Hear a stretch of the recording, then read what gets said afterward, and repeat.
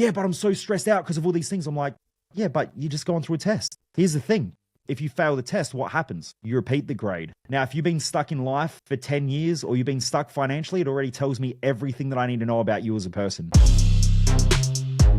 Michael, Mojo, welcome to the Will to Win episode 13, where we will be talking about how to master your mindset, transform your performance, and win big in business. Thank you for the opportunity to have you on the show. My pleasure. Thank you for having me. So, obviously, you've got a wealth of business experience and expertise over many years, and you have a very unique name. And I bet lots of people who don't know who you are asking the question, what is Mojo, Michael Mojo? What does Mojo stand for? Yeah, so Mojo became a bit of a weird thing for me. The way it all started was I've been in the personal development industry for a long, long time now. I've been coaching people for 20 years, about 20 years now. So I was with a friend. So my original business was called Ultimate Achiever, and it was okay. And I was doing a lot of like corporate business work, and I was doing some like public speaking and things like that. And we'd run some smaller events and stuff around the place. But there's a certain type of clientele I enjoy working with. So I love working with small business owners, especially. I love working with driven people. Like my community is called the Driven Mofos, because everyone's driven for more. You know, they want more out of life, really. Like driven for better health, driven for better finances, driven for better relationships, better communication, better businesses. You know, the usual things that people are driven towards. I think most people.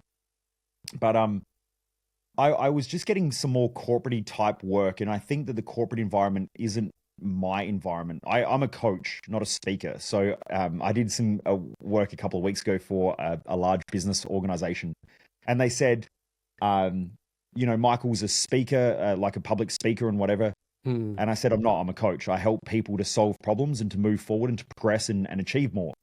It's a different skill set than standing up on stage and giving a motivational pep talk that then people feel good for 24 hours and leave.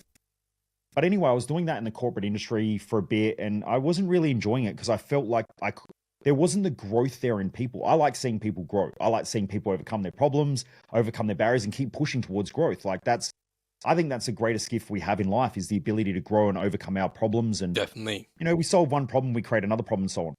But anyway, I was doing that and I was feeling a bit lost because it wasn't the people I really enjoyed working with and so on, but I was doing all right financially and whatever. And then one day I woke up, I'd spent all night working on this new website with a couple of other friends of mine. You know, back in startup days where your mates come around, you sit there and you build a website, like everyone's enthusiastic and you're all like, in your early 20s. And it's just like you've got this crazy amount of stupid energy that normally gets misplaced. But, that had happened. So we'd pretty much pulled an all-nighter. And then I went to a friend's house to train in the morning. I'd had a couple of hours sleep. And he said, what's been going on? I told him we'd pulled this like late night and we're building the website. And he goes, man, you're like this Mojo dude. I was like, oh, Mojo dude. And I thought about it and it sat with me for a couple of days. And I was like, Mojo dude.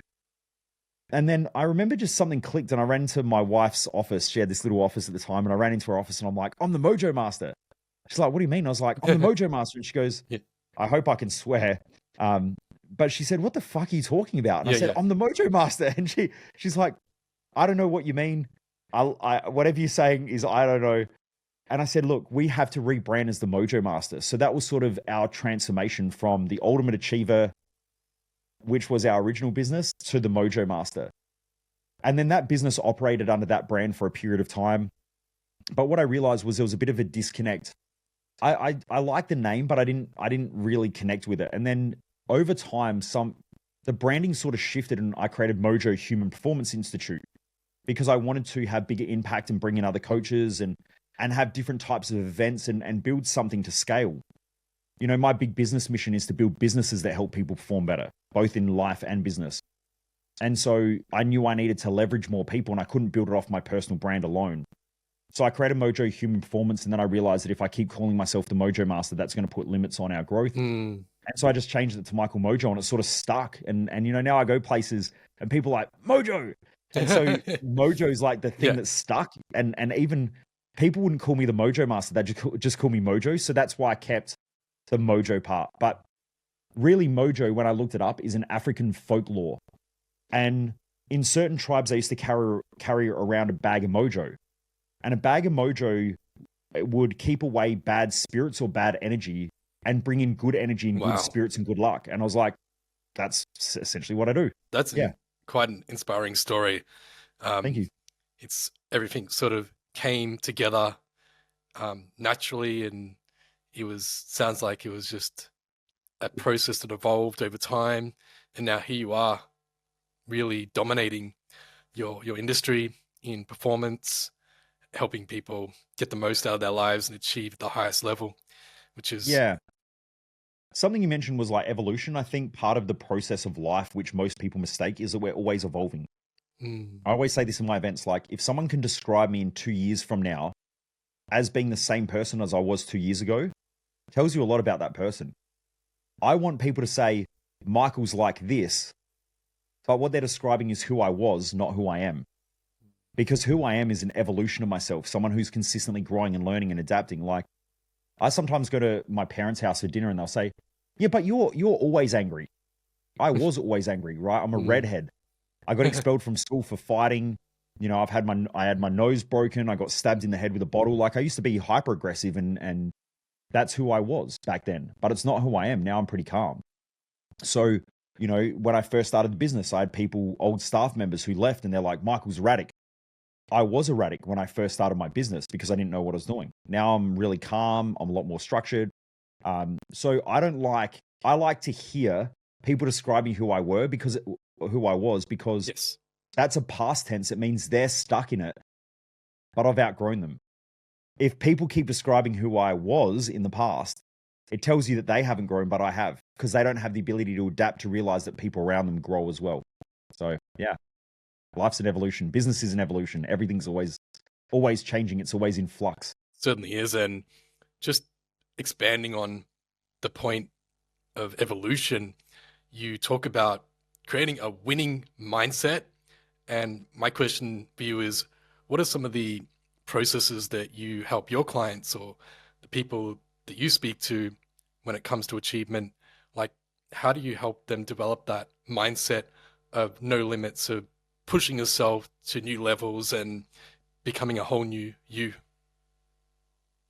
I mean, it's a very broad question because it depends what the problem is that we're trying to solve, right? Yes. Like, you know, if someone comes in and they're a business owner and they're stressed out, burnt out, tired, frustrated, they feel stuck, that's going to be different than someone who comes to me with a relationship problem and says, my relationship isn't working.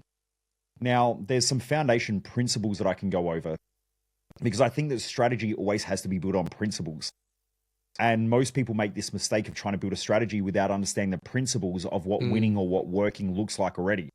You know, like we know the principle of health is we probably need to move X amount of time every day. We probably need to eat fairly healthy. And then what are the principles of what does good eating look like? And so when we research that, we find that there are principles, so like frameworks that we can sort of sit in. Now the principle of eating vegan to vegetarian to paleo doesn't really matter, providing that the framework is correct. You know, like if we eat more calories than what we burn, we're probably going to put on weight, and it doesn't matter whether we're eating vegan, paleo. So that's a principle. Then from there, we look at strategies and structures, which then can be refined over time. What most people do is they want the strategy without understanding the framework or the principles that they're trying to achieve things under. But if I look at like what are the common principles that make someone do well in life, their personal life. Now, if we look at business, like I'm a business owner, if I'm not doing well personally, my business is screwed.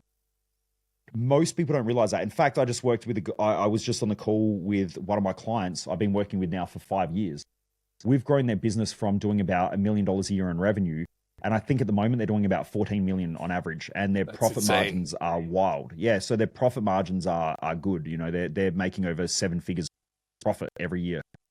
When I was working with him tonight, I kept coming back to the core fundamental principle is that your external world is a reflection of what's going on internally. Like if you're stressed in your head and you can't control your own stress, the world around you becomes highly stressful. Now, what most people do is they try to solve the external issue without solving the internal issue. And so they keep repeating patterns. So the business owner who's stressed thinks that if they get rid of one shitty staff member and they hire somebody else, that somebody else is going to make the business perform better. And normally it doesn't. It just creates the stress again. And then in 6 months, they fire somebody. And then they just have these cycles that they go through. You know, people get into an intimate relationship and then they end up breaking up, 3-4 years down the track. And then they get back into a relationship and 3-4 years down the track, they break up again, or they go through their second divorce or whatever. What they're not realizing is that every time we look outside of ourselves, we're essentially looking into a mirror of ourselves. And so if we don't learn to look within ourselves in order to solve the external problems that are around us, then we don't actually learn to grow. Now, as business owners, that's one of the key things is like with this guy tonight that I was working with, part of the thing is I'm building his leadership skills now because the business is working well, but his team aren't as effective as what he wants. So my first thing is let's go back to you. What's going on with you? And now he's like, whoa, I'm just stressed out. I'm frustrated. There's all this chaos. And I'm like, so you're mentally, internally stressed. You're internally chaotic. And now you're projecting that out. And you think that if everything outside of you can be less stressful, then you'll be less stressed on the inside. And he said, well, that's exactly right. And I said, it doesn't work like that. You go deal with your stress and the problems that you're perceiving on the external will seem a lot easier to solve. Versus the other way around is you keep thinking that if I'm in a rush or I can quickly fix all this stuff on the outside, then I'll feel better. That's a really shit way of living in the way that most people live. So coming back to the frameworks, which was the original question, the framework for helping someone to achieve great things in their own life where they enjoy it and they're fulfilled, I have something that I help people build, which is their success map. Their success map is essentially 3 key pillars. The first pillar is understanding what fulfills them. Because if we want to achieve anything in life, we have to understand what type of life do we want to build. Now, I don't want to build a business where I wake up in the morning like most people where they're like, oh man, I got to get up and I got to go to work and I got to do. I don't want that. I want to wake up in the morning and just be like, fuck yeah, let's do this. And I want to wake up next to my wife where I look at her and I'm just like, hell yeah, let's go have some fun today. That's the life that I want. Is like, I want to enjoy my clients. I want to enjoy running a business. I want to enjoy life. Now, does that mean that I always enjoy it? Hell no. There's problems every day. Like being a business owner, I essentially wake up, there's a bunch of problems, I solve problems, and then I go to bed and there are more problems. So business owners who can't control their internal, they try to solve all the external problems without realizing that that's our job, is we essentially wake up and we solve problems, and that's called evolution and growth. I might have a staff problem today. I fix the staff problem. Now I've got a cash flow problem. Then I fix the money problem by getting staff more effective. Then all of a sudden I got a taxation problem. And so all the time you're just dealing with these problems. I love that. Like to me, that's like, cool. Now I get to solve the next one. And I keep doing it. My company grows. My team have fun. Amazing. Life's good. But when I work with all these other business owners, they've been trained that the goal is to get rid of problems. And so they surround themselves with problems. They stress out. Then eventually they either melt down and burn out or they run away from them. Go, I got to go on a holiday. I've got to get away. But they're always trying to escape their own life. And they think that something else outside of themselves is going to solve it. So we want to understand what fulfills you in life. What's the thing that you love to do that you're going to wake up and do? Not the thing you're passionate about, because passion means to suffer. So I don't want to do things that I'm passionate about. I don't give a shit about passion. What I care about is what do I love to do? And love, and you've done some work with DeMartini, haven't you? Oh, look, I've been to some of his seminars and know some of his basic principles. So yeah, go ahead. Yeah, so he talks about love as being, and so do all the great philosophers. Like some of the books back there are some of the greatest philosophers in history. They talk about the idea of avoiding passion and finding love. Love is a symmetry of both positives and negatives. So I love running a business, but every day there are positives and there are negatives. There's every day the shit hits the fan somewhere. There's always a problem. Staff come to me, oh, this happened and that happened. I'm like, that's cool, we'll fix it. Like, let's work through it all. And I train them and I develop them and I help them. The better that they get and the more effective they get in life, the better the business grows. The more effective my customers are, the more money they make, the more money I make, because they keep reinvesting in our products and our services and so on. So as we evolve, if I evolve myself, then I can evolve my team. It's the I, we, and all principle. If I evolve, I can evolve my family and those close to me. If my family and everyone are evolving and I'm evolving, then I can go out and evolve my business and people around me, my community, and so on. But most people make the mistake of trying to change the fucking world and they can't even change their own thoughts. right? It's a stupid principle, and it creates a lot of stress and a lot of problems that are unnecessary. So pillar number one is fulfillment. What fulfills you? What would you love to do? What challenges would you love to solve every day? What stresses would you take on? What pressures would you take on? Because pressure creates expansion. Stress creates growth. Most of our society want to avoid stress and avoid pressure, and therefore they don't grow and don't expand. Right? It's a fundamental law of physics. Everything in the universe is expanding or contracting. Nothing stays the same. And everything on earth either grows or dies. Nothing stays the same. So if we're not growing through stress and we're not expanding through pressure, then we're not getting anywhere. So we have to embrace that fundamental principle. And the question is, what stress do I want? What pressure do I want? And let's go after it. The pressure and stress that I love is building people. I love building people to be more, whether that's through business or whether that's through my one-on-one coaching or whether that's through my events and seminars. I just want people to be better. And so that's what I do every day. Is it easy? No, because people are people. People complain, people get stressed, people get frustrated, people they're people, right? Now, I'm pretty lucky because I have a good group of community, but we still get people who slip in who are unappreciative or who expect too much from us and things like that. And it causes problems, but that's part of my job, is to solve those problems. So that's number one, is the fulfillment pillar is important, because if you're fulfilled, are you more likely to stick at something for a long period of time? You do something well for a long period of time, it creates compounding, right? Whereas the people who want to get rich quick or do shit quick, they're the people who get somewhere quick and then just drop off the face of the planet, and then they go to the next thing and they never really get anywhere. I used to be like that. I'm not anymore. So we need to do something that we're fulfilled in, so we can do it over a long period of time so that we get compounding effect. Also, we want to do something that we love, because every day we're a day closer to death. And I want to know that today my life was worth it, because today I'm one day closer to dying. I don't know when it's going to be, not yet. But what I know is that I'm a day closer. If I died tomorrow, did I enjoy today? And if I didn't enjoy today, and I'm not talking about the usual enjoyment that most idiots, when I say idiots, I mean that in the most fundamental way, which is low-minded. When someone's trapped in an idiotic way of thinking, they think fun is getting drunk, partying, drugs, but they're essentially the 7 deadly sins in Christianity, or the Greeks had the 8 evil thoughts. And what they're saying is, those things there, although they're pleasureful in the moment, they create pain afterwards. And that's why most people live on a pendulum of pleasure and pain, because they chase pleasure, get it, it leads them back to pain. Then when they're in pain and suffering, they want more pleasure. And so they swing in this fucking pendulum of back and forward between the pleasure and pain. But that never gets you to where you want. I don't care about pleasure. I don't care about it. What I care about is I love the growth. I love waking up every day and going, you know what? I changed 5 or 6 people's lives today by just moving them a little bit closer to their goal. I got to inspire my team and we moved forward a little bit. And you know what? I got rewarded because I'm good at that financially, which then means I can go back and reinvest in myself through learning and growth and development, doing things that I love to do, traveling and so on.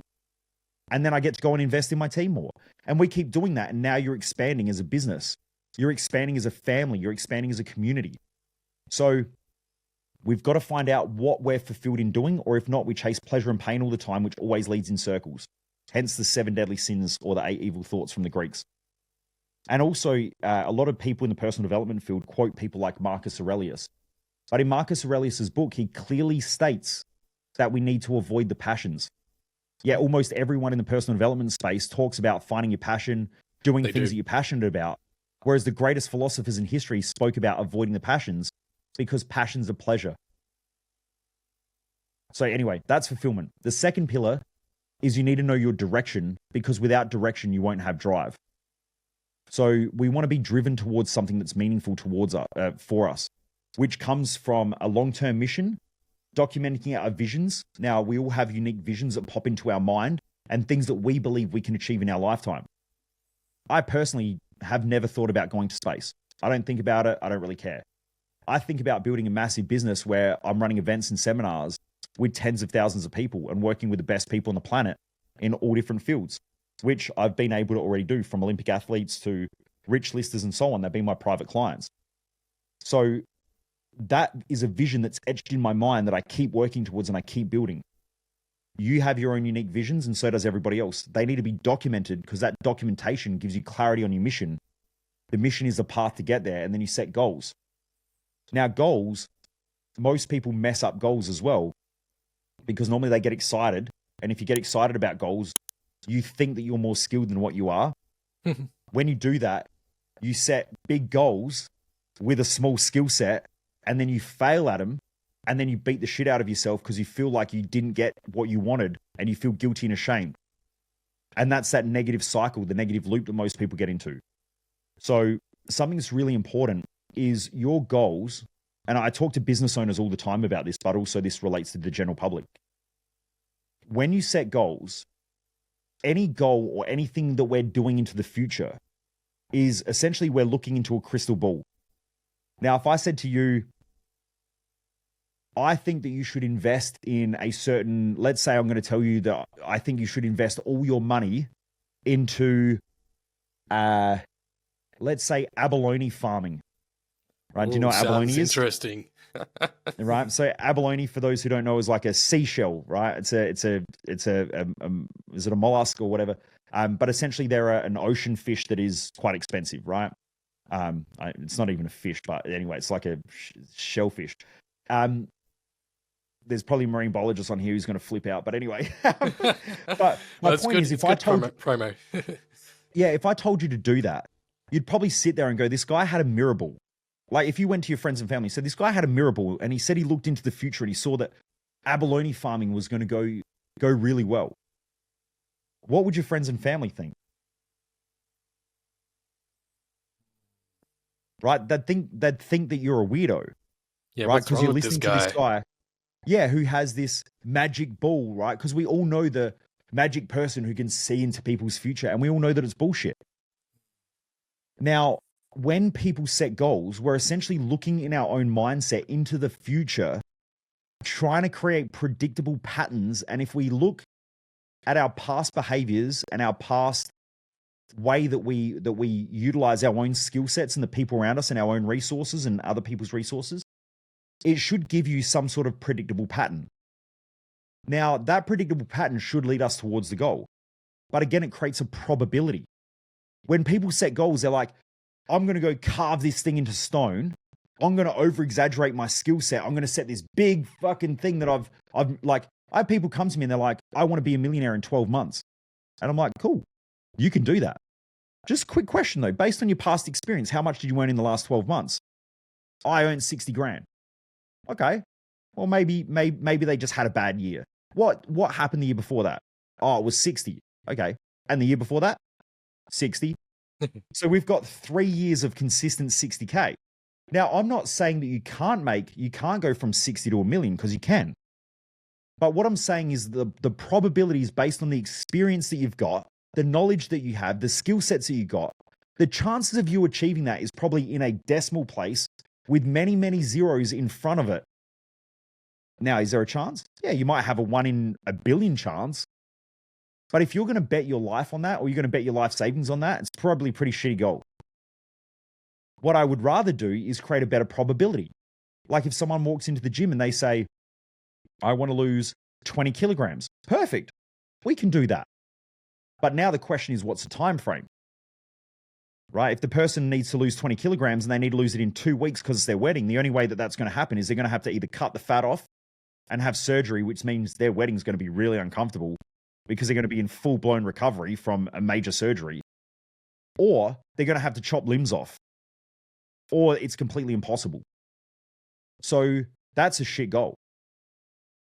So what I'm saying is that people need to treat goals like a probability.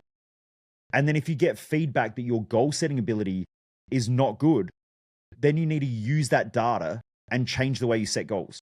So if I want to go from let's say a $1 million business to a $10 million business, but we've been sitting at $1 million for the last 2 to 3 years, going from 1 to 10 and 12-month period is probably highly improbable.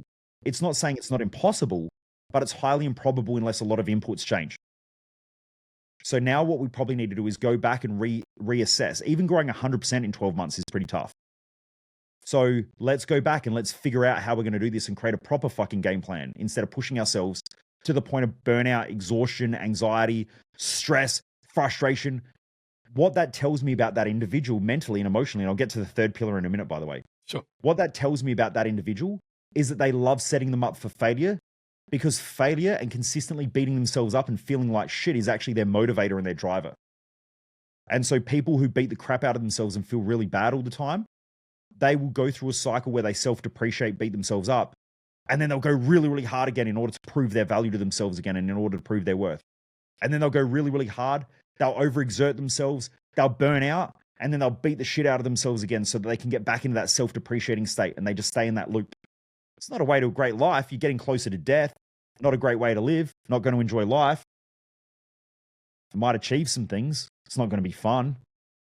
It's a shitty way of living. So anyway, I know I went off track, but that other pillar, we need vision, mission, and goals, and they got to be set clear. That's pillar number 2, and they have to be done right. Most people do them wrong. Almost every business owner that I work on with their mission, their vision, their values, as a company guide and as their culture guide, is wrong. And that's why they're stressed. That's why they're frustrated, not getting results. The final pillar is knowing a whole bunch of psychological principles so that you can fine-tune yourself. So there's a whole bunch of different things. Like, there are principles that I use day in, day out with clients, and I use them myself. One of them is energy over effort. Most people will work harder and think that hard work is going to be the thing that gets them to the place that they want to get to. That's not true. Warren Buffett, one of the richest people on the planet, he works less than what I do. When at the end of the year, when he does his tax return is $200 million. 200 billion with a B. And, I'm running, a 7-figure plus company. Does he work harder than me? No, I'm grinding my ass out. He just has a better ability to manage himself differently. Now, he's in his late 90s, right? So I think he's like 96 or 94 or something. So I'm 40 now. I just turned 40. He's got a lot of extra time. He's got an extra 50 years on top of what I have. And I know my knowledge is compounded. When I was in my 20s, I was like, why aren't I there yet? And then I got into my 30s and I was like, holy shit, the shit that I used to think about when I was 20, like, that Michael was a completely different person. Like, I can't even think like that guy anymore because everything compounds. Someone said something really cool. They gave a wicked analogy the other day. And they said, if you put one piece of paper, like if you lift one piece of paper up, it's very light. But if you put a couple of pieces of paper, it gets a little bit heavier and it gets a little bit more solid. But if you get a real big book that's really thick and it's got thousands of pages, that's extremely heavy. Now, that is built one layer at a time. Now, in our life, people want the book of knowledge, but they're not building their knowledge one layer at a time. And knowledge is built one layer at a time, one day at a time, 1 year at a time, and so on. And we build that. So every year we get stronger and more effective, providing we're learning and implementing and executing and growing through problems and expanding through challenges. When we do that, we keep learning and learning and learning. We just layer. And now these days, like, I talk to some business owners and I'm like, man, you just don't get it. Like, you don't get it because they have so much knowledge. The knowledge gap between my knowledge and their gap is here. And I have to drop back down and remember what it was like 10, years ago or 15 years ago when, every day was just an absolute struggle. It felt like I was drowning. So you need to have those tools or those frameworks or principles in the way you operate, because if you don't have that third pillar, it's extremely hard to stay consistent. So energy over effort. Got to manage your energy, because if not, then the only thing you can manage is your effort and you'll eventually burn out. So you want to be managing your energy. That's just one. But there's a whole bunch of other frameworks and stuff that I run off of as well. There's a heap of them actually. I got here. I'm running a leadership course next week, so there's a heap of them there. Fantastic. Sorry for the short answer. No, not at all. That was a great answer, and I think the guest will certainly be able to relate to what you've shared through these 3 steps that can really be a powerful tool for change. And you did touch on consistency. So, you could be applying all these things, but if you're doing it here and there and it's not consistent, you're not going to achieve long-term results. So what do you see as the key to upholding the consistency, the habits, and the strategies so that you're actually getting somewhere with it? Yeah. So again, I have another framework that I use all the time with clients, whether it's personally or professionally or in their business. Clarity times by standards plus environment equals your success or equals your fulfillment or equals the results you want. So if we just go back to the start of the framework, it's clarity. Clarity comes before standards. If you don't have clarity, standards drop. So if someone wants to improve their standards, which might be that they're more consistent, it might be that they are more courageous. If you don't have clarity around why that's important, it's hard to uphold that. You know, before this interview, like I've been working since like 7 o'clock this morning back to back. It's now like 7 o'clock at night here. So, you know, it's been It's a 12-hour insane. day already. And I got heaps more work to do. Now, some days I work from like 4 a.m. until, 8 or 9 o'clock. And then other days like are a bit more chilled and a bit more cruisy. But I love this stuff, right? So when I go back to like why is that important for me? I have to really think back to like, why do I do this stuff? Because if not, you get caught in your emotions. Now, all emotions are volatile. So what goes up comes back down. What's positive ends up negative, and what's negative then becomes positive again, and we keep going around in circles. So when you have clarity, I just focus back on, why am I doing this? Now, why am I doing it? Because I want to grow a business that helps people perform better, right? It's the mission of the company. Well, the vision of the company is to build businesses that help people perform better. The mission's a lot bigger than that. And there's a lot of parts of that mission, but that's why I do it. The other thing is that I wouldn't do this stuff if I didn't feel like I had some inner calling that allowed me to do what I was highly effective at. Now, I've obviously learned a lot and developed skills like the ability to talk on a podcast like this. I remember the day I recorded my first video for YouTube. I recorded it and I actually put it off for about 4 or 5 days. I kept thinking, I'll do it tomorrow. And then I'd go watch TV. I'd go have a coffee. Then I'd go for a walk. Then I'd come back and I'd watch some more TV. And I put it off for like a couple of days. Then I came back, I recorded the video. I watched it and I was like, this is crap. And I deleted it. That happened for like a week, right? Like it was a couple of days where I just kept recording stuff and then deleting it because I hated it. And then eventually I thought, you know what?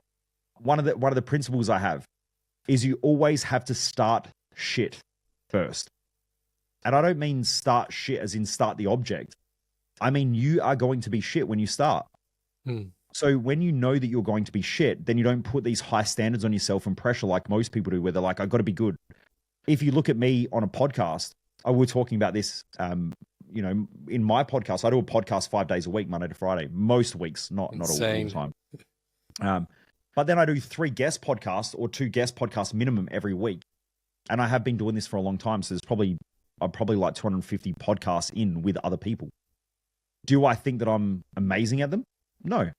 I just try to work on one thing every podcast and get a little bit better at it, just like people should do.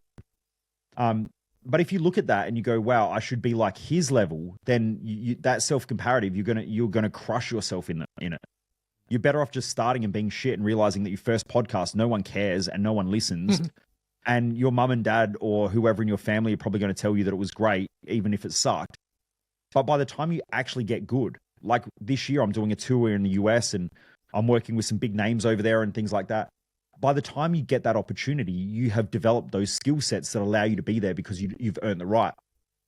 I've seen people who've taken shortcuts and gotten on those big stages, and the problem is their communication skills are crap. They don't know what they're talking about. They don't have frameworks, so they essentially copy other people's material, and then they get caught out, and then they get ridiculed and, judged and criticized, and then eventually they just fall off the face of the planet and you don't see them again.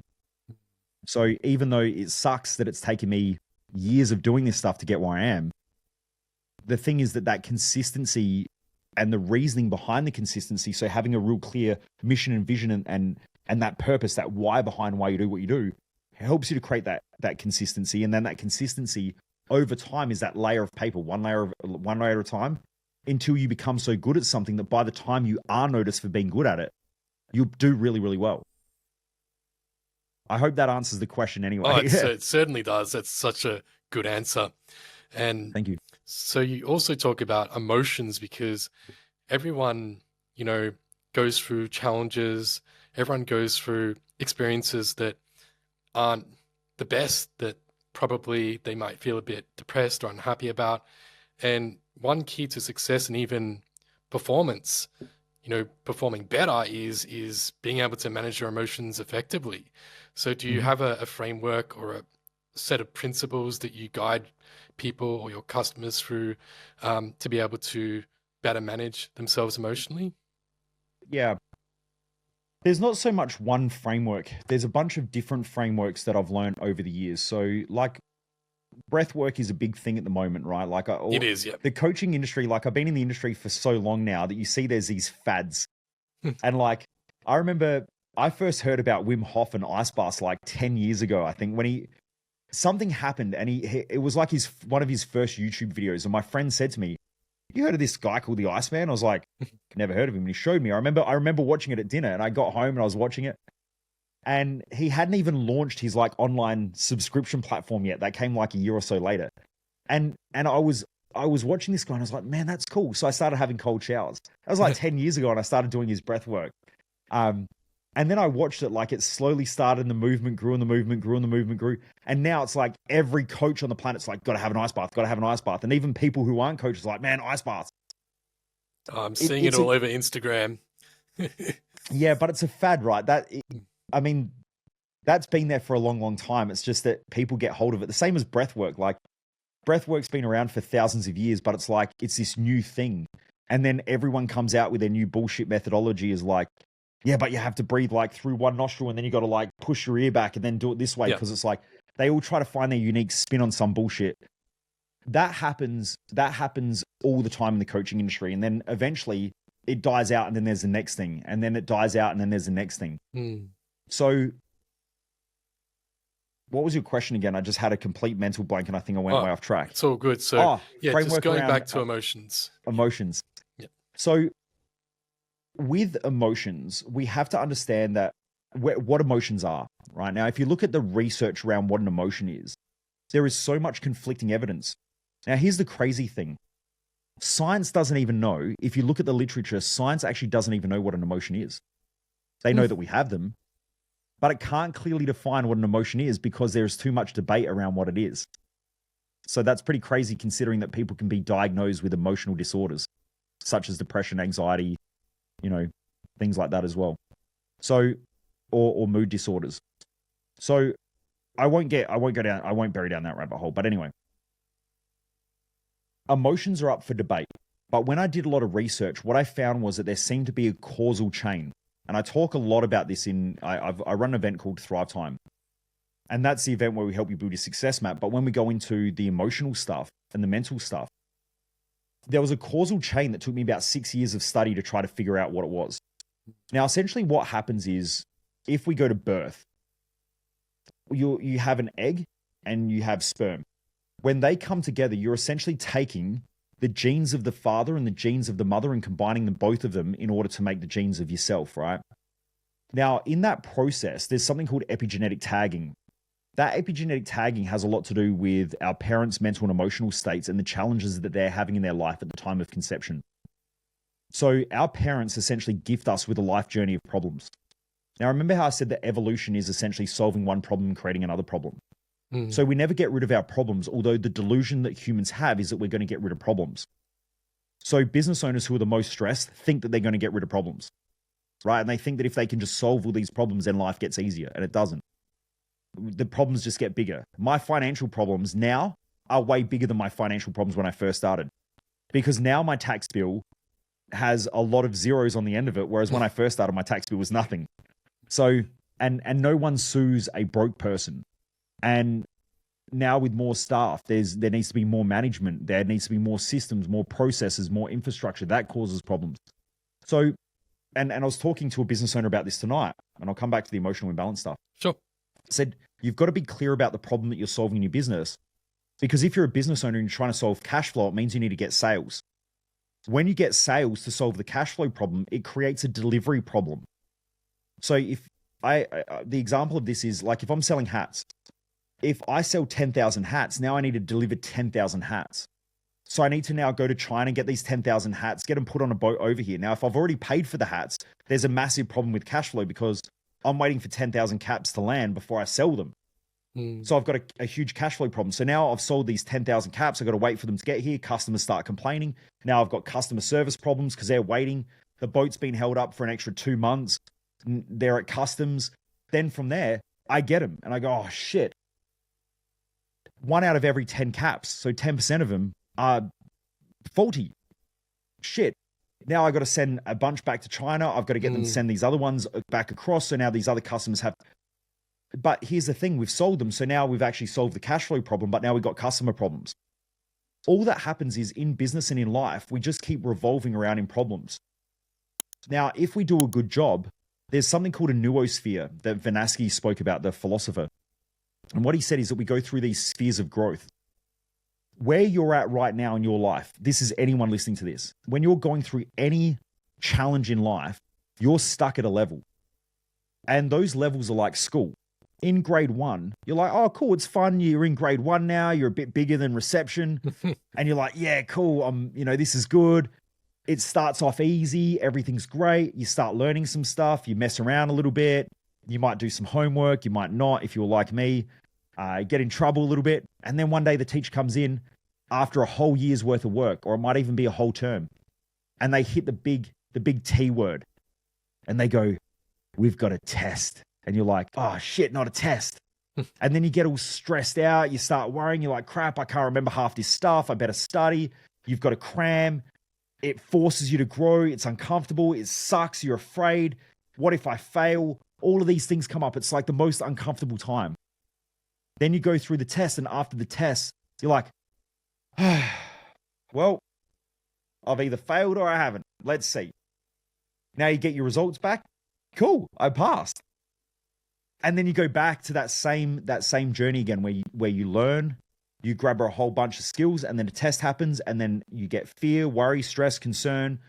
There's all these challenges, and you've got to then grab all the knowledge that you've got from the past learning experiences, piece them together in order to pass the test. That's the exact metaphor for life. And so when all these business owners come to me and all these people come to me, and they're like, yeah, but I'm so stressed out because of all these things. I'm like, yeah, but you're just going through a test. Here's the thing. If you fail the test, what happens? You repeat the grade. Now, if you've been stuck in life for 10 years or you've been stuck financially, it already tells me everything that I need to know about you as a person. It tells me that every time you come up against a test, you run away from it, you're scared, or you're not learning fast enough in order to break through. That's why you're stuck. So there's only a couple of options.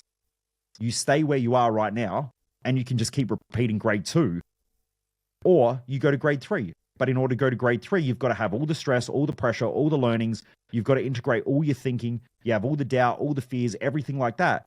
And then you have this huge breakthrough. And then after the breakthrough, you have something called an identity crisis. I was the first person on the planet. I did a whole bunch of research on this. I'm the first person on the planet to realize that when you have a breakthrough, you have an identity crisis.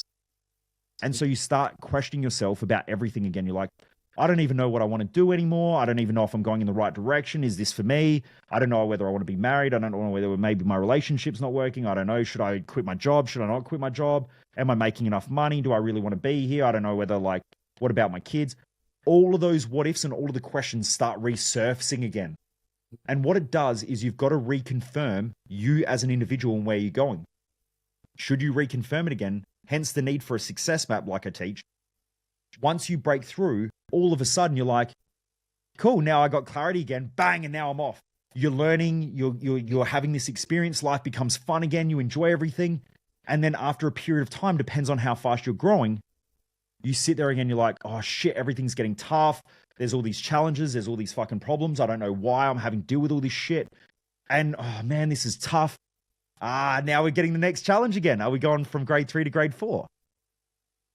Do you know the beauty is at grade 1, you get grade 1 problems, you get grade 1 challenges, you get grade 1 lessons, but you also get grade 1 rewards. People want grade 12 rewards, but they don't want grade 12 challenges. So when someone comes to me, like I had a business owner who's a big property developer, and I went to his office because he hired me and he called me down. He's like, right, I need your help. I've worked with him for years. And he said, mate, I'm getting sued. This guy's suing me for like $3 million. And I was like, okay. And he goes, fuck him, fuck that for that. He's going off his face. And I said, like, let's go for a walk. So we went for a walk, right? And as we're walking, the whole time he's complaining, this is bullshit. I told staff this. And I said, hey, stop. Now, this guy was homeless. When he was 16, he was living on the street.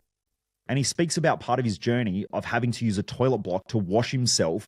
He would go into a public toilet block and wash under his arms and his groin and stuff like that. because he was sleeping on the street because his parents were abusive and he left home. And I said, can you remember if you go back to that time in your own head and you think about living on the street, if I told you back then that someone was going to sue you for $3 million, what would you think? And I watched him stop and it clicked. And he said, well, first of all, I would have thought that you were full of shit. And I said, I know.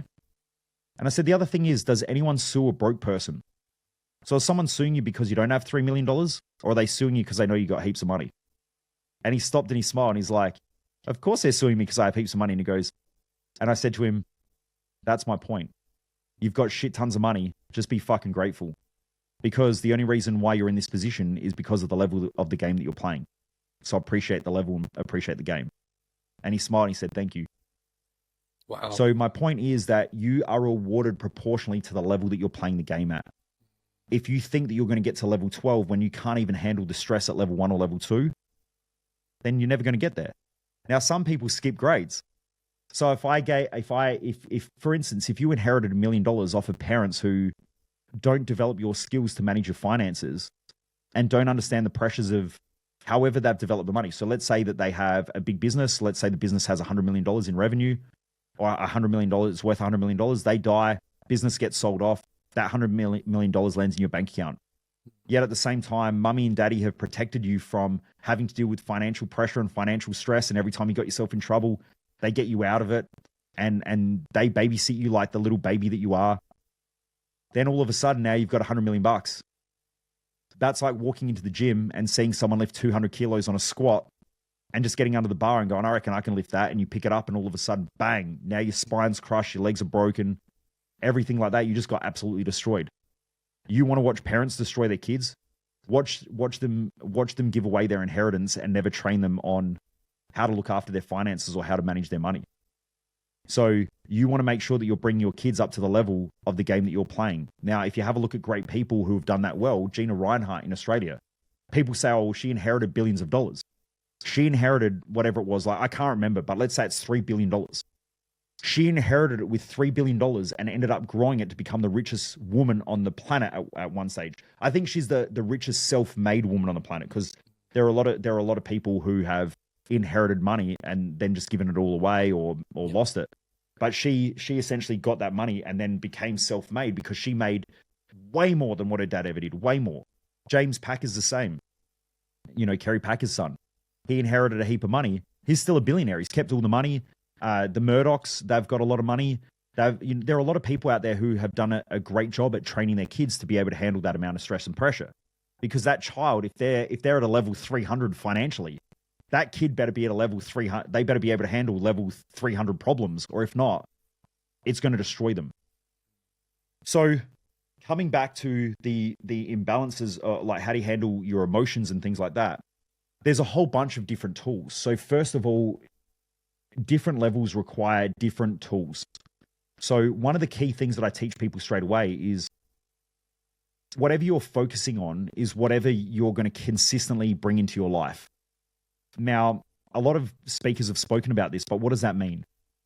What that means is if you wake up in the morning like most people do and they focus on their stress, their worries, and their fears, and they go, oh, I've got to get out of work. Well, got to means that you're trapped. Because I don't get out of bed because I have to get out of bed. I get out of bed because I love getting out of bed. I get out of bed because I got shit to do that I enjoy doing. So I love getting out of bed. Like, I love sleep. But to be honest, if I could just never sleep and just keep working, I would work because this is what I love to do. Wow. But work is fun, right? I enjoy it. Like this here now isn't work. This here is just me having fun and playing games, right? So how cool is that? So when you set your life up perfect, now I wasn't there. It took me a long, long time to realize this. I actually only learned it about 12 months ago because our business had grown. We got to a level, I had a bunch of staffing problems, and then I got in the habit of complaining every day. So I'd wake, oh, this is broken, this is fucked, got to deal with staff, this is bullshit. And I just got into that negative state. And every morning I would wake up, I would think about that. Every night when I go to bed, I'd think about that. And then what I realized was that I was focusing on the things that I didn't want, which is why I kept getting more of what I didn't want. The moment that I put my feet on the floor and realized in the morning, I remember the day I woke up, I rolled over and I was thinking, this is bullshit. Like I'm sick of being stuck. Put my feet on the carpet and I rubbed my feet on the carpet. Now myself and my wife built we bought this beautiful house a couple of years ago, and she did this big renovation, like this room here. We bought this house that was built in the 80s. It's a nice house on the lake here in Adelaide. And the house, when we bought it, was still in the 1980s. It had like green carpet and stuff. My wife did a full reno in 6 weeks, put in the bookshelf, everything like that, because of this is what I love. So I put my feet on the carpet. It's this nice soft carpet. And I felt the carpet, and something inside my head clicked in that moment. And I was like, I'm in the house that I dreamt about as a kid. That's fucking cool. And then I looked across, and there's my wife lying there asleep, like half with their mouth open and drool coming out. And I'm like, she's been with me through thick and thin, through some of the toughest situations financially, in business. She was with me when I had nothing. I left the personal training industry and went into the personal development industry, and I ended up with nothing. And I was making really good money in that industry, but I left because I knew that that's what I was pulled to do, and that's where I felt I needed to be. So I left that industry, and everyone said that I was stupid and crazy. But she stayed with me. And so I looked at her and I was like, man, I have the most amazing person in my life. And I was like, where did I go so wrong by waking up and stressing and worrying about all these things that don't matter? When I could just, like, my feet on this carpet, my feet feel good. I'm looking at her, life's good. Yet I'm stressed about all this other shit. And that was the moment I realized the importance of making sure that your focus is where you want it to be. And when I say where you want it to be, you need to go to the future on the visions and the missions. And so before I go to bed every night, I focus on the future and feeling and living it. So I have to have the feeling. And then in the morning when I wake up, I will not get out of bed until I've felt my future. When I feel my future again, I get out of bed and I start my day because I already know that that's the direction that I'm working towards. So that there alone is just one tool. Then there's a bunch of mental and emotional balancing tools that I use as well. So what I realized many years ago, and this is how I came across Dr. John Demartini, I was doing a speaking gig in Mexico with him in a leadership retreat. And I was telling him about this mental and emotional balancing tool that I was trying to create because I was studying yin-yang philosophy from ancient Chinese philosophy. And I said, I believe that the brain is yin and yang. It has to balance itself back out because if you look at everything in nature, it goes back to its most stable form. And he said, how are you going with it? And I told him, I'm stuck on the science behind it. The philosophy's there, but the science isn't. And he said, come and do my events. So I jumped in, I started learning from him. And he became a mentor, and then he became a close friend. And now some of my work is in some of his work. So he references my work as I reference his. And so one of the tools that I teach is how to create mental and emotional stability, because nothing can grow unless it's stable. Like you can build a house, but eventually it's going to fall down if it's unstable. You've got to build that foundation. And even if we look at physics and chemistry, everything in physics is going back to its most stable format as far as we can gather. And in chemistry as well, if you look at the outer shell of electrons, and I won't get too sciencey, but essentially they have to stabilize. That's how you have compounds are created and so on. I won't get too much into it. But essentially, if you have outer shell electrons that are missing, it grabs something else in order to create more stability in that outer shell. If not, it becomes highly volatile, or it can break down. So that's what made me try to figure that out. But they're just some of the key principles around keeping mentally and emotionally balanced. But there's a time and a place for everything. Like if I need absolute drive, I'm going to use negative emotions. And part of the issue that I have with a lot of my industry, the personal development industry, the psychology industry, the psychiatry industry, social sciences, is all these people preach this positive shit of like, you've got to be positive all the time. You've got to be happy. You don't. Confucius said that the chasing of happiness or the seeking of happiness is what creates unhappiness. And so when we're unhappy, we want more happiness. But when we're happy, we fear unhappiness again. It creates these volatile cycles inside of our own mind. Confucius said that like thousands of years ago. But people listen to these other idiots who sell an idea or a concept that's never been proven to be true. And there are times that I have positive thinking or empowering thinking. There are times that are disempowering. If you're positive all the time, what happens when you get yourself, like people get themselves into bad situations because they don't think about what could go wrong, the disadvantages, what they could lose if they do what they do. We want to look at that. Like when I'm making a business decision, my team come to me. I'm not optimistic. They go, "Oh, I think this will work," and I go, "Oh yeah, great, it'll work. Awesome. I just lost $20,000. That's fucking stupid." So what I do is I sit there and I go, okay, cool. What could go wrong? What are all the problems? And we look at all the negatives. And then from there, we look at the positives as well. And we balance it out and we make an intelligent executive decision. You can't do that if you're out of balance. So people who are always positive and always optimistic tend to make stupid decisions. People who are negative avoid making decisions because they always think that it's going to turn out the worst. Now, there's a time and a place for negative thinking. Sometimes if I'm at the gym and I can't be bothered, I'm like, get in there, stop being a fat shit, and I'll give myself a bit of slack. And it creates that adrenaline and that pain. I'm like, right, I'm going in the gym. And now I've just got motivated. And then when I'm in there, I'm like, hell yeah, let's train. And all of a sudden I can switch my thinking. I think that the key to greatness is being able to use your thinking to maneuver in a direction that you're trying to grow into. So use your negative thinking, use your positive thinking, and then balance shit out. Right? But if you stay stuck in positive for too long, problem. Stuck in negative for too long, problem. If you're neutral for too long, problem. Right? Because if you're neutral and you're balanced too much, you lose all your drive and ambition. But what it does is it creates a groundedness. So if you're overthinking stuff all the time, you want to be more grounded. But then you want to use your mission and your success map to drive you. But after a while, you'll either become positive in your thinking or negative in your thinking, depending on the results you're getting. And so then you've got to go back and balance it out. So you need the right tools to get you to where you want to get to. Right? It's the same as a car. People who are stupid put their foot on the accelerator, gas it, and then when the first corner comes up, they just keep their foot on the gas thinking that they're getting somewhere fast, and they just run off the track and crash the car. They're most of the like hyperactive people I work with. They come to me, they're like, man, I'm like growing my business and like, you know, I'm trying to push staff and staff can't keep up and like they're all fucking useless. And I'm like, let me guess, you keep crashing. How do you know? Maybe you need to slow down, my friend, and use the brake. Nah, man, like we've got to grow, we've got to go. Cool, then just keep using the accelerator. See how you go. And then there's the other people who sit on the start line, their foot's on the brake, and everyone else just keeps driving past and they're like, why do I keep losing? But they're most comfortable sitting still doing nothing because it's safe. Or they think that it's safe, but everyone else keeps passing them by. To be a good, effective racer in life, you need to know how to accelerate. You need to know how to brake. You need to know how to put your foot flat, and you need to know when to keep the accelerator on, but just sort of slowly feather it, right? Because you can still accelerate, but you might have to accelerate a little bit slower. You're still getting somewhere, but there's a time where you just need to accelerate slowly and just chip away at things. And then there's other times where you get on that straight again and everything's clear and you just put your foot down and you gun it. But then as you come up to the first corner, you've got to hard brake, slow everything down. And then you turn into the corner, you see the direction that you want to go in, and you're like, right, accelerate again. So good drivers, good business owners, good business leaders, good leaders in their family, good people with influence, and even just the general public, they need to know how to use their own mind the same as a car. You need to know when to slow down, when to speed up, when to brake, when to accelerate.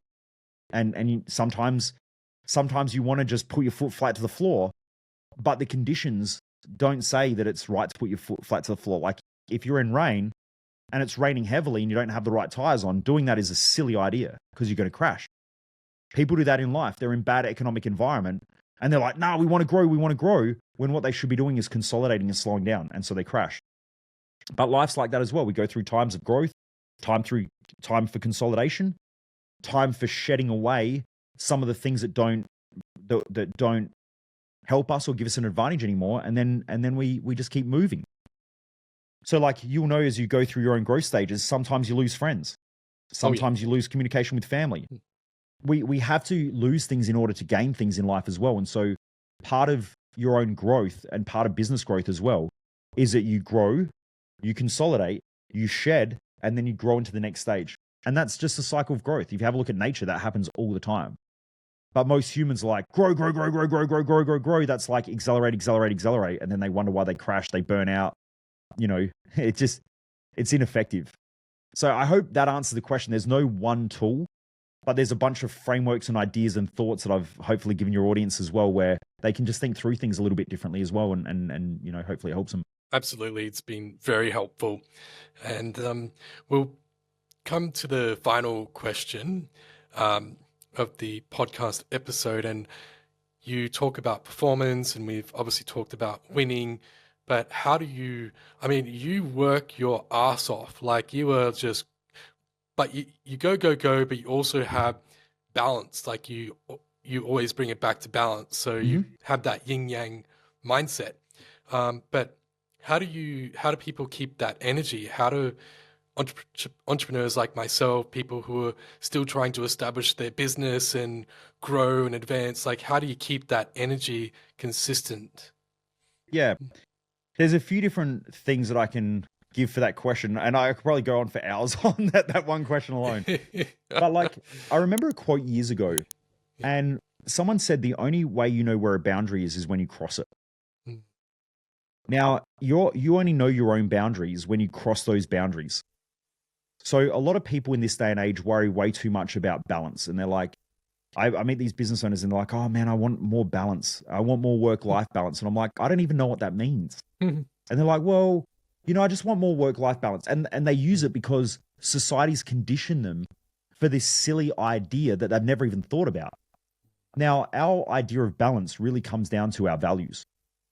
And this is why having a clear success map is important. Now, when I look at my life, my highest value is teaching, coaching, and learning. So I spend most of my day teaching, coaching people, and learning. That I do more than the average person. So on an average day, I could spend 10 to 15 hours teaching, coaching, and learning. Today, that's all I've done, right? I haven't even hit my gym session yet. But that's a lower value. So I've been in meetings since this morning with clients. I then had meetings with my team. I then had meetings with people overseas. I then work with a coach that I'm working with. And then I've had, other clients this afternoon. Like, I've hardly stopped. But that's my balance because it's my highest value. Yep. My second highest value is high level leadership and communication. So I like being around people who are driven and want to grow and who are also leaders in their own right. I like hanging around parents who lead their kids. I like hanging out with other business owners who want to lead a team of people. I want to hang around, like, even my team. I have my own leaders in my own team, right? So my wife is the head of operations in the company. I love spending time with her because she's a growth-driven leader. So I like hanging around those types of people. Guess what? The thing is, I learn from them, but also most of my clients are those types of people. So not only do I teach, coach, and learn from those people, I also get paid to teach, coach, and learn those types of people. So now I have this big cycle of I learn, I coach, and even when I make money, I still learn, teach, and coach. So I get to do what I love. Then I go down to my third highest value, which is business and wealth creation. So I keep building this business bigger and bigger every year, and we keep making more and more money. And the more money we make, the more I get to teach, coach, and learn. The more I connect with high-level leaders and bring them into our community and help them as well, because they need the tools that I have to become better leaders and better business owners and more effective in their family. So the money then becomes an amplifier of the stuff that I'm already doing. Money essentially is an amplifier. Like if you're living a shit life and you have money, your money is just going to create more of a shit life, and all of your habits will show that and demonstrate it. That's why if you don't change you never change your life. But people try to change their life and think that it's going to change the way that they feel, and it never does. So that's my third highest value. And then my fourth highest value is physical appearance and physical fitness. So I like going to the gym, I like exercising, I like training. And so I just set my life up around my four values. And it took me a while to do that. But these days I very rarely go outside of it. Like, someone will come to me and they go, oh, we need you to do X, Y, and Z. And I go, I'm not doing that. And they go, well, you have to. And I'm like, nah, you're mistaking me. I'm definitely not. That's not how I operate. And sometimes I have unrealistic clients.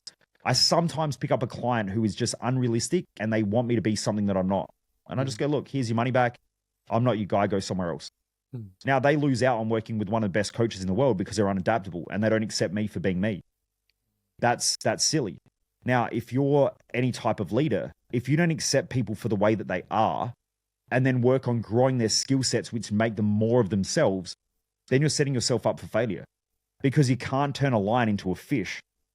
But most people, they hire a person and then try to turn them into something they're not, instead of looking at their skills and saying, where are they consistent? Where are they effective? What makes them them? And then working on developing those skill sets and pushing them up and putting them in the right roles. Or if not, letting them go to a business where they're going to be appreciated and valued for the skills that they have.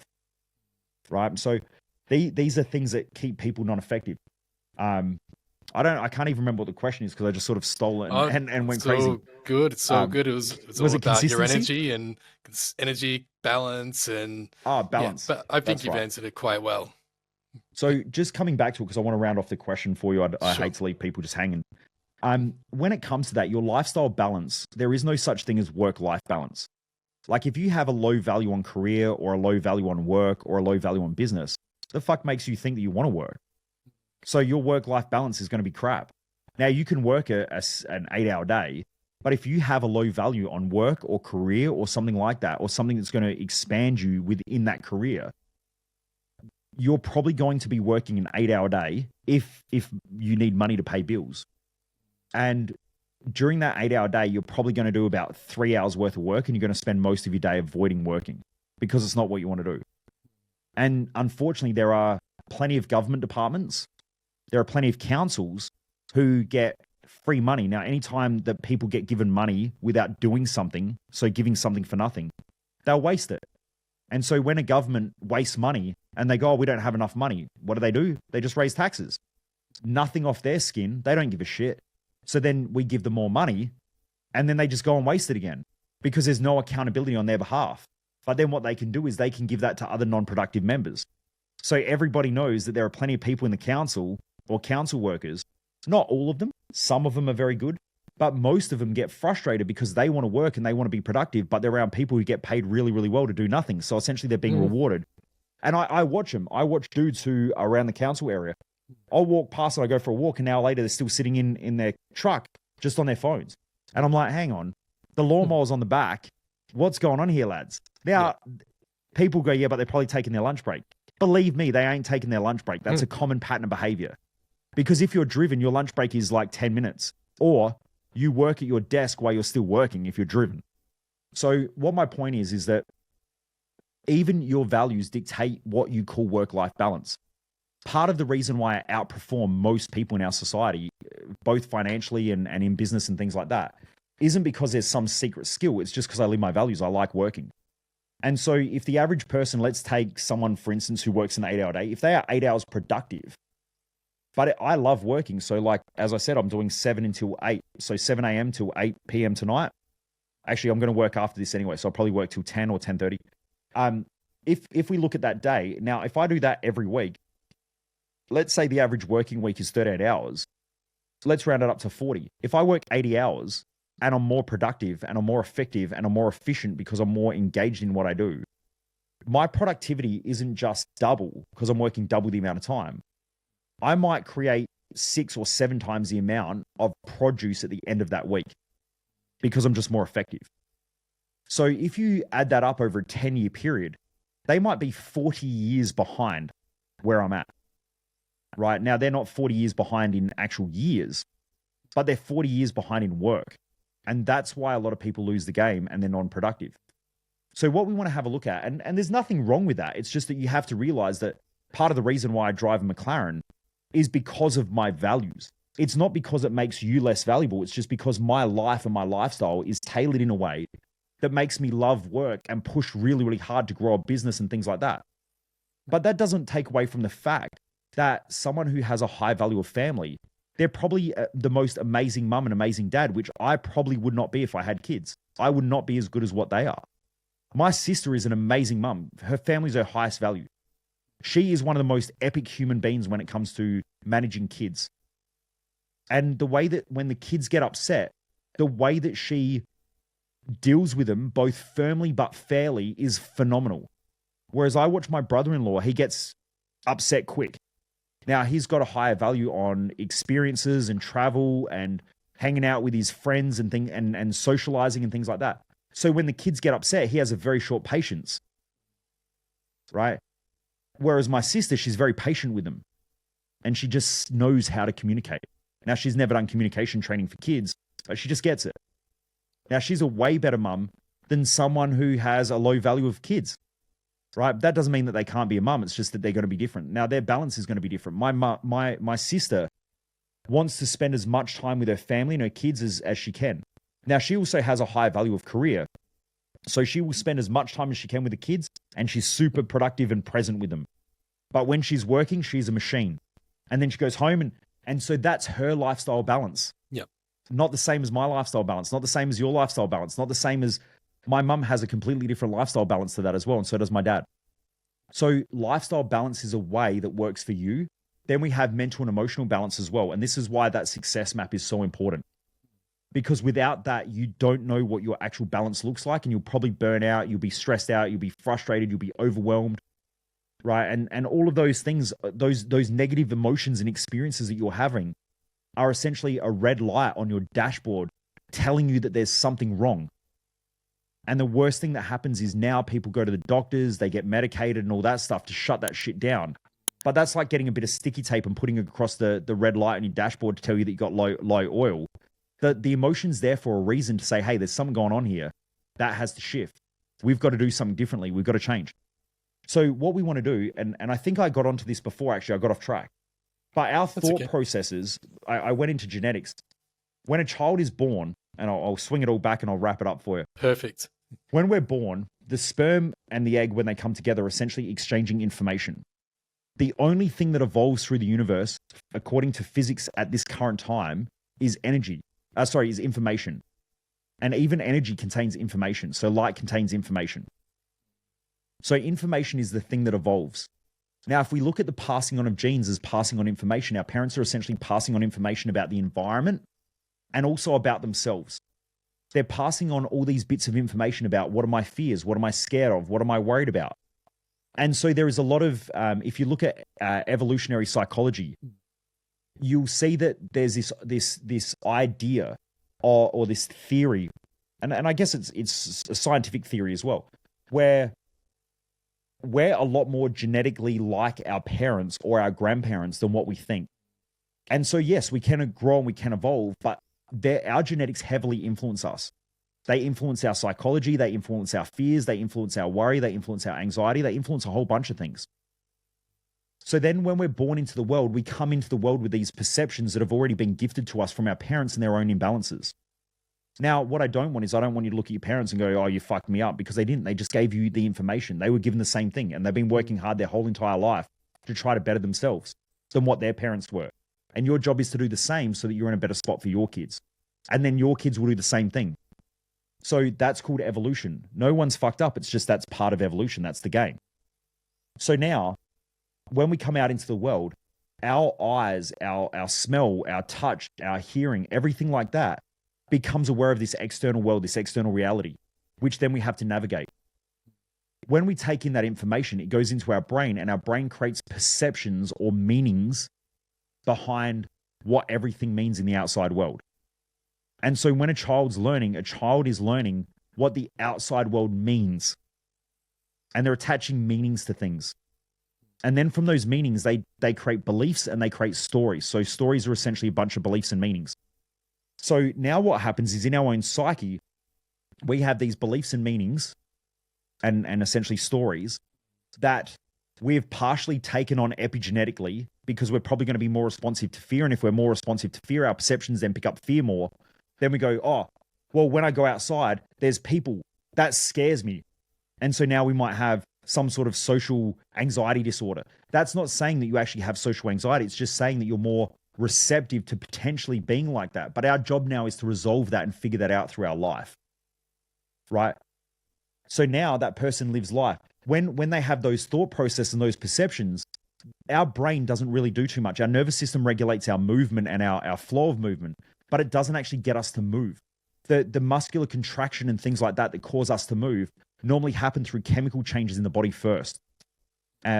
So when we look at that, our brain essentially says, there's something going on outside that I think could put us at threat. That's a perception.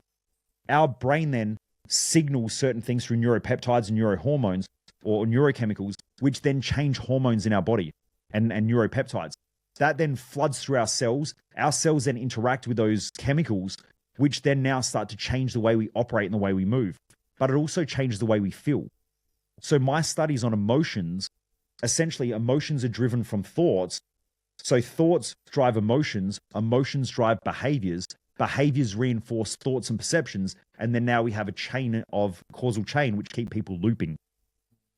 Now you will stay in that same pattern of behavior, which then people eventually call your identity, or they will call your persona, and you'll even think that you're that way, which is your personality, how you feel about yourself. So what happens is after a while you say, oh, but I've just got anxiety. You don't got anxiety. That's how you label yourself. That's your personality now. Your your identity has become attached to someone with anxiety. But your mask that you wear on the outside might not be that. It might change. That's called our persona. But that's all created from the chemical changes based on our perceptions that we feel through well, essentially it's our feelings. We feel our emotions, but they're essentially out of balance chemicals. All of them are telling us to change. And so if we change and we evolve beyond that by using our mindset and our thoughts, also by changing our behaviors, and potentially it's hard to change your emotions without either changing the thought or the behaviors, but both of those two things can reinforce the emotion. And I'll give you an example. If I eat shitty food and keep thinking in a negative way, it's probably going to drive anxiety. But if I want to change my anxiety and I change my diet and I change my exercise and I change the way I use my body and I change my thoughts, I'm probably going to eliminate anxiety. Now, will you have times where you're anxious? Yeah. Because it's a warning signal that there's something going on in the external world that's not right. So do I have anxiety just before I get on stage to speak? Yeah, if it's a big group of people and I'm pushing myself all the time. Do I let it define me? Fuck no. I just know that it's there because it makes me hyper aware and hyper focused. Now, if I got on stage and I wasn't hyper aware and hyper focused with that level of anxiety, I know that I'm not dialed in. So I know I'm dialed in by having it. Okay, so anyway, I hope that clarifies the causal chain of emotions, but also as well, it helps to clarify about when we use our emotions through positive, negative, and how we need to navigate the world. Because our job in this world is to take one problem, evolve it and dissolve it, and then move to the next problem. And the same thing happens in our psyche. The same thing happens with our emotions. The same thing happens with our behaviors. And eventually, we want to end life moving that needle as far forward in the evolutionary chain as we can. Now, if you've got kids and you do that, some of your kids will end up with with those negative gaps that you've had. Now, if you're a smart individual who's a smart adult who understands human behavior, you don't want to, like, I meet parents all the time. They say things like, I just don't want my kids to go through what I've been through. That's a really bad way of thinking as a parent. Because what can happen is if you have never dealt with those things properly, you'll become empathetic. And when you become empathetic, you try to save your own kids. And when you save your own kids, you take away their ability to learn through their own pain and their own problems and their own adversities. So they become weak and codependent. And we're in a society now where parents for generations have tried to take away pain and struggle and sacrifice and shit from their kids. And now people call, there's kids who call words violence. Like if you misgender them, it's violence. Right? I played footy all the time. People are like, you're a girl. And I'm like, yeah, or whatever. Whatever the fuck that means. I don't care. I just kick the ball and keep playing. Like, yep. It doesn't matter. Now, if you misgender somebody, it's violence. That shit is hectic. But that happens from an over-supported generation of kids whose parents tried to protect them. Because the truth is that the parents aren't doing their own mental and emotional work and realizing that part of the thing that have made them a great person, a great individual, is going through those adversities. And so for me, as a child, I got bullied a lot. I had bright red hair and freckles and I was chubby. Part of the reason why I'm successful now is because I had bright red hair, I had freckles, I was fat, and I was bullied. I wouldn't be where I am today without those bullies. Yeah. Right now, I got asked on a podcast ages ago. They said, what would you say if you went back and saw the bullies? And I said, thank you. Because the truth is they made me the man I am today. I can take a lot of adversity and I can take a lot of shit off people because I had to learn how to deal with it at a young age. Now I don't really care what people think of me. I realize that my value comes from within, not from other people. So anyway, that's what happens when you heal from your own past and you learn how to balance that shit out, is that you realize that even if your kids get bullied, there is a lesson and learning in there and you help them navigate it from the learnings that you have, which then makes them stronger, versus trying to take away the bully from them and trying to protect them and save them, which then makes them weak and codependent. Because the truth is we're in a world of people who are always going to bully you no matter what you do. And there's always going to be adversity. There's always going to be challenge. There's always going to be some form, unless we all end up with the same skin color, the same look, the same everything, which then there's no uniqueness, there's no individuality. There's always going to be someone who's going to judge us for looking differently or acting differently or speaking differently or something like that. The thing is, do you appreciate that part of yourself? Because if someone says to me these days, you're a whitey, I'm like, yeah, cool. And you notice my skin color, fucking brilliant. I couldn't give a shit. Right. But for some people that massively triggers them because there's part of themselves that feels like less of an individual because they have different skin color. But that's them. Anyway, I hope that helps. I hope that helps someone out there anyway. Oh, absolutely. No, you answered the questions incredibly well, and I'm just blown away with what you've shared today. There's a lot of things I've learned that I wasn't aware of, or I didn't understand them to the extent that you've explained them today. So thank you so much, Michael. Appreciate My you pleasure. giving up your time to be on the Will to Win podcast and share your knowledge, wisdom, and expertise. And yeah, before we finish up, feel free to share how people can stay connected with you and find out more about you. Perfect. People can send their hate mail and death threats too. No, I'm just kidding. Look, if you type in Michael Mojo online, I'm sure my website will come up. So my website is michaelmojo.com. If you go and search for me on any social media platform, if you just look up Michael Mojo, you'll find me on there.